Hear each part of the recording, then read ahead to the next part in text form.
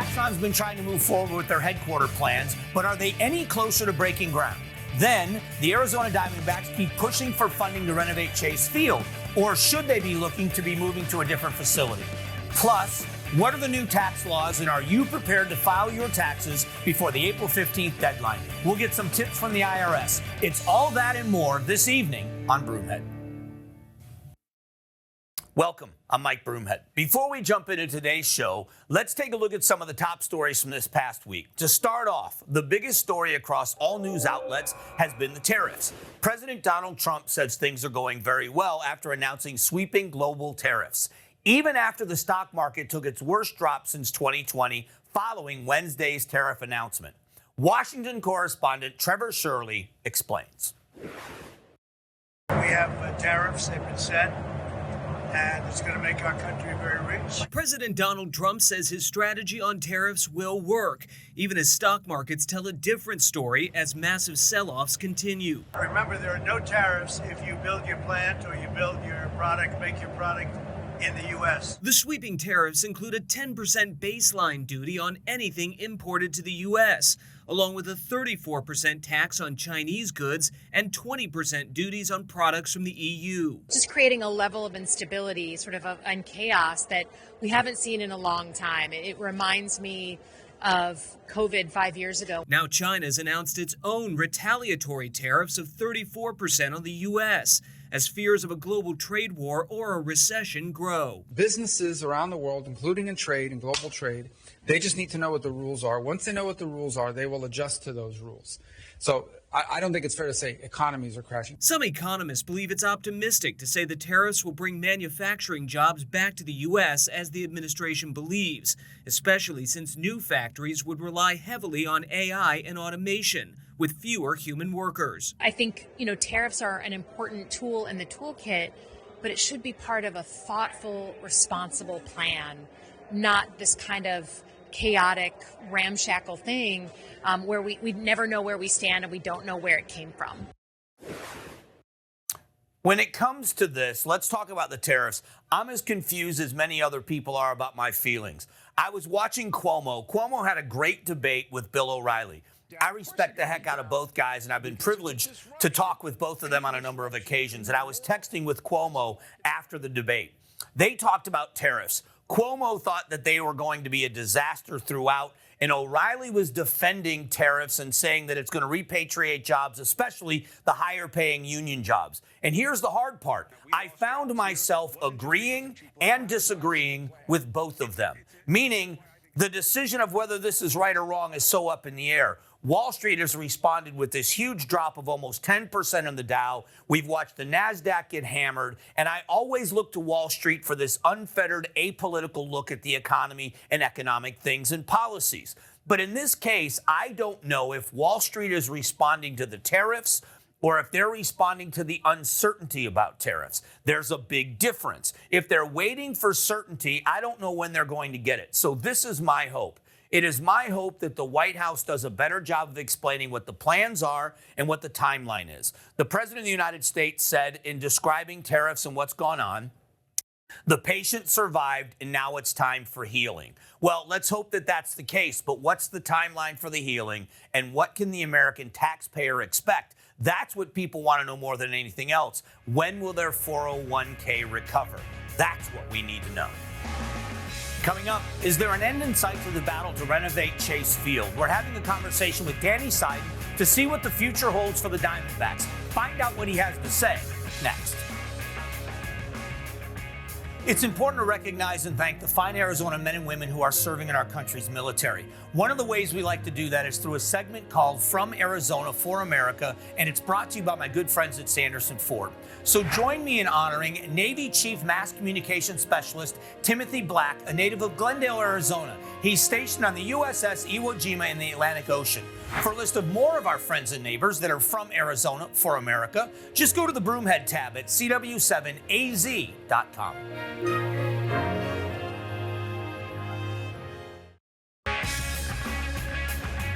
All right, thanks for joining us. A lot to talk about with Danny Seiden from the Arizona Chamber of Commerce and Industry. Thanks for doing this again. No, Mike, happy to be here. It's been a busy couple weeks. Yeah, it's been a crazy time. Yeah. couple of things in the legislature we have to catch up on. Let's start with the piece of legislation that's trying to help keep the D-backs at Chase Field.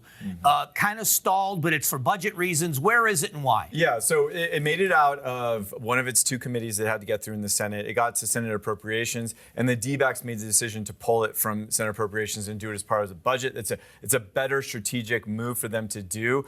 We again saw Mayor Phoenix come down and I would say unsuccessfully lobby to stop it out again in another committee, but she's been gaining momentum with some of the Democratic members on her arguments about this takes away money from coffers that could go to the, police, firefighters, and puts it in the hand of a billionaire. None of that is accurate, Mike. None of that is accurate. The way the bill is designed, it does take revenues that are derived from the stadium and put it back into the stadium. So it's not giving billionaires anything. It's certainly not taking anything away from police or fire. But isn't this similar to what the Cardinals are doing at State Farm Stadium, where it is a capture of the revenue inside the stadium, but there's specific areas the money's got to be spent on improvements in the stadium? Yeah, I mean, the Cardinals have their own, financial governance thing with ASTA, the Arizona Sports and Tourism Authority, which voters approved. It is a similar model. It's not exactly the same. There's a little bit of a hotel and rental car thing that were part of that when it passed. But no, it's the same idea. These things pay for themselves, yes.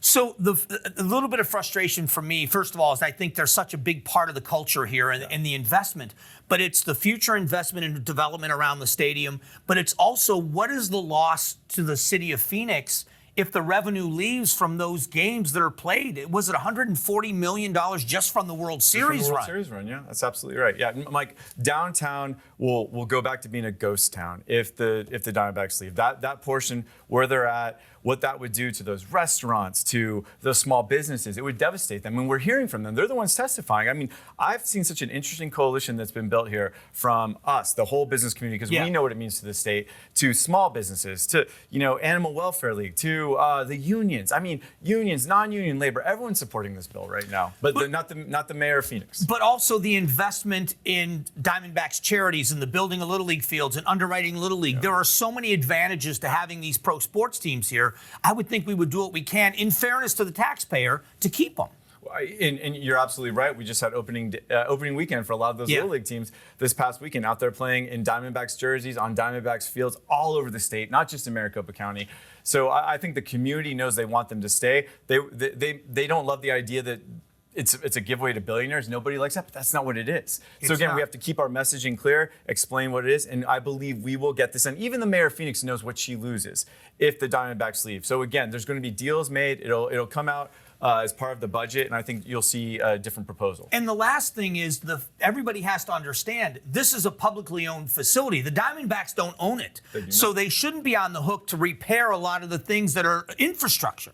No, Mike, that's correct. And again, it wouldn't make sense for them to try and fix it right now because they don't own the building. So that's its own challenge. This is a mechanism that allows them to put the majority of money to do this fix. By the way, we don't say that enough. The Diamondbacks have paid more than anyone else and will pay more than anyone else on these repairs and updates. Of their own. Okay. Yeah. All right. I wanted to catch up on that. I want to ask you about another piece of legislation. We're lucky enough to have Danny for one more segment. We're going to talk about Axon and a business in Scottsdale next.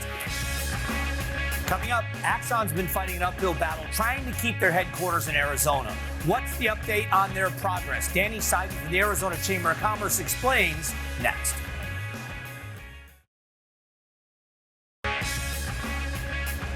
All right, welcome back. A few more minutes with Danny Seiden from the Chamber of Commerce. The business company Axon, most people know, started out as Taser. Arizona-built business, and the CEO says emphatically, building these cameras and the devices that are used in safety, personal safety, he wants to keep the company here. He said he's being forced out of Arizona. Can you explain what's happening and what legislation would do that would help keep them here? Yeah, just a quick overview because it is important to take it back to the very beginning. You're right. Rick Smith, born and raised Arizona guy, loves Arizona, wants to keep his company here. He has a board, by the way, that he has to answer to, and they are kind of pushing this to a head right now because what they want is what their workers need, and that is access to housing and a campus at the same time. That's the way with these tech companies. And I'm sorry to cut you off. Yeah. It's important to note that Miami, Florida is begging for these guys. They are ready to let them break ground tomorrow. Yeah, they'll cut him a check. Right. I mean, that's the stuff we're up against here. And so all Rick has done is said, he's worked with the city. They've put tens of millions of dollars, Mike, going back years past the COVID on how to build this campus. Then they start to proceed with it. Then an out-of-state union comes to Rick and says, you better give us a PLA. You better organize, else we're going to make things difficult for you. He says, no, we're not going to do that. I won't be extorted. So they start going forward. New council comes in. That new council, very anti-apartments, you got the NIMBY, label, not in my backyard, because all they say is 2,000 jobs, 2,000 apartments. Forget the 5,500 jobs. Forget the $21 million to their general revenue fund. Forget the tens of billions of dollars it's worth over the years, and not to mention bragging rights to have a company like Axon here in Arizona. It's a $40 billion company. Yeah. I mean, I'm preaching to the choir with you, but for people that are watching, $3.8 billion a year in revenue, a $40 billion value. How do you not bring the world headquarters here? And the majority of the jobs they're bringing are people making well into the six figures. Yeah, anywhere from 100 to 300,000, great paying jobs. But the city of Scottsdale is saying, we don't want you to have apartments in our backyard. You got to commute in. And Rick's board said that's not okay. He's fighting. He's down at the legislature every day fighting for it. But I'll tell you something else, Mike. The legislation, really quickly, what it does, it's bigger than Axon. Because what's happening to Axon in Scottsdale, it's happening to other companies up in Wickenburg, over in Peoria right now. This is happening all around. Well, the Vi Resort, right? That's right. In Glendale. In Glendale as well. So Glendale's working on this. Peoria, Wickenburg, all the cities, if they can, are going to push back on people who need housing. And housing is a real need. And no matter what anyone tells you, in Scottsdale, we're not overbuilt for apartments. They have a vacancy rate of 7.2%. The Phoenix average is almost 12. So they need apartments. And I think what Rick has done here with this legislation, all it is, if you make a certain level of investment, if you bring a certain amount of jobs, bring your headquarters here, you can have a housing allotment in your industrial zoning. It's good policy. I would argue it's going to be a national model when we get it done. Now, some Republicans will say, you're taking away local control and these people who sign a petition. But every year at the legislature, we work against the abuses of direct democracy. And there's no reason to believe what happened in Scottsdale is any purer than that. And part of the housing debacle that we're trying to fix, the legislature is trying to mandate some things that the cities would have to do anyway. So this seems counterintuitive to what they're trying to do in other pieces of legislation. Mike, you couldn't be more accurate. You know how I know those vacancy rates? The legislature requires the cities to report on their housing needs every year because cities and zonings have been the problem. We say this all the time on your show. What do we need? We need more. We need more houses. We need more single-family homes, but we need more multifamily as well. We need more, all the above. That's what will bring costs down. That's what will bring rent down. And then, heaven forbid, maybe, just maybe, we can have a company like Axon where the employees can live and work in the same city, and police, fire, teachers, nurses, because the hospital's going across there, can all get in there as well. 30 seconds left. I need an answer.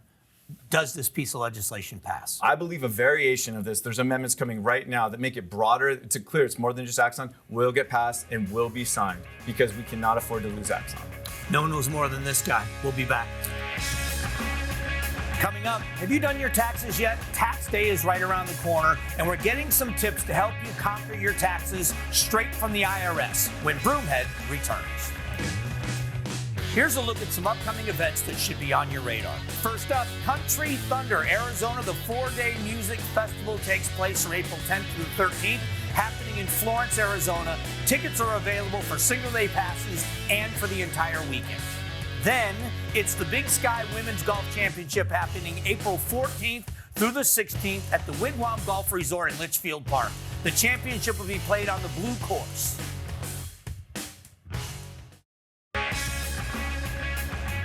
Welcome back. It is tax season, and to get with an expert so that you are prepared if you haven't filed yet, joining us from IRS Media Relations is Jeannie Rohr. Thanks for doing this. Thanks for having me, Mike. It's I'm sure your busiest time of year, and it's everybody's favorite time of year. But I do think that there are some basic questions for the taxpayer that make it easier. What's the best advice you would give somebody that hasn't filed yet? Well, first of all, to know the filing deadline, right? That is April 15th for most taxpayers. And then the most important thing for taxpayers is to gather all their documents together in one place. And by documents, I mean W-2s, 1099s, bank account numbers, Social Security numbers, so that you can file a complete and accurate return, because errors or omissions can lead to delays in processing. And then, of course, that could lead to delays in your refund. You don't want that, right? So In addition to that, I would say avoid filing a paper return. Electronic filing with choosing direct deposit is still the fastest, most accurate, and safest way to file your federal return. And then finally, consider all of the free filing resources that are available out there. Can you describe some of those free resources that are available? Oh, you bet. The IRS has several options. We have a free file program, which is a partnership with the IRS and numerous tax software companies, been around since 1975. There's also a fairly new program. It's called Direct File. And if you live in one of the 25 participating states, Arizona is one of those. And also there are volunteer income tax assistance sites across the country. But you have to make sure there's eligibility requirements for all of those programs as well. When it comes to the taxpayer, what does someone do if they haven't received their W-2 yet? Right. And that does happen, unfortunately. But so I would say that the taxpayer should try to contact the employer or the issuer of the document. And if that doesn't work and they're not successful, they can reach out to the IRS. And the IRS may be able to provide a transcript of income documents or help contact the employer or issuer of the document. So if the taxpayer doesn't receive that W-2 in time to file, April 15th, then they can possibly use their 2024 pay stubs to complete a form. It's 4852, and they can use that as a substitute and then submit that with their return. So there are some people, it's happened to me in the past, where you're not prepared on April 15th. What happens if people need to file an extension? What are the requirements and what are the repercussions? Right. Well, if you do need more time to file your taxes, and there's a lot of people that find themselves in that predicament, the best thing you can do is request an extension, but you have to request it by the April 15th deadline. And then that will give you until October 15th to file without penalties. Now, your viewers can file an extension in a number of ways. They can go online, make a payment, and request an extension that way. They can use the IRS free file, or they can request an extension by mail. But an important thing to remember about an extension is that it gives taxpayers more time to file, but it doesn't give extra time to pay. So even if they don't have the full payment, what they think they might owe, taxpayers should pay what they can, and that will reduce the amount of penalties and interest for them. So last question is about changes in the tax year. Are there any significant changes this year from last tax year? Yeah, so there are changes every year, Mike, from all kinds of different tax changes. And taxpayers need to be aware of that for sure. So for 2024, the standard deduction amount has been increased for all filers. And that generally does happen every year due to inflation. There's also been changes to some credits. And before I get into any of the changes of the credits, I think it's important to know the difference between a deduction and a credit. And not everybody, knows that. And it's good to have that information. A deduction will reduce the amount of taxable income that you have, and a credit will reduce the amount of tax owed. So it's really important to know what those changes are, and because possibly that could put money back into your pocket. Well, I know this is such a busy time for you at the IRS, but this is going to be so helpful to taxpayers that are stressing about April 15th. Thank you for your time today, and I appreciate the help.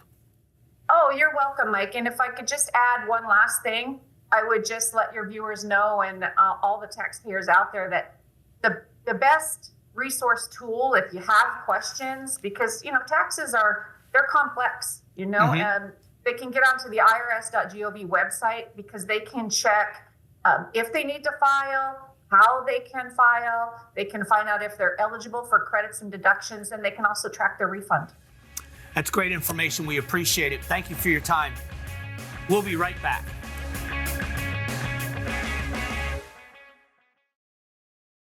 Thank you to all the guests who joined us on today's show. If you missed any of these interviews or want to rewatch any of them, head over to cw7az.com/Broomhead. Every Sunday here on Broomhead, we ask a new poll question that we want you to participate in. The question could be about the economy, water, housing, or anything related to Arizona. This week's question: should Axon continue with their development plan in North Scottsdale? All you have to do is head over to cw7az.com/Broomhead to respond to the poll question. Next week, we're taking a look at the impact of food waste in Arizona and how one organization's innovative solutions are feeding the hungry. Thank you for joining us this week on Broomhead.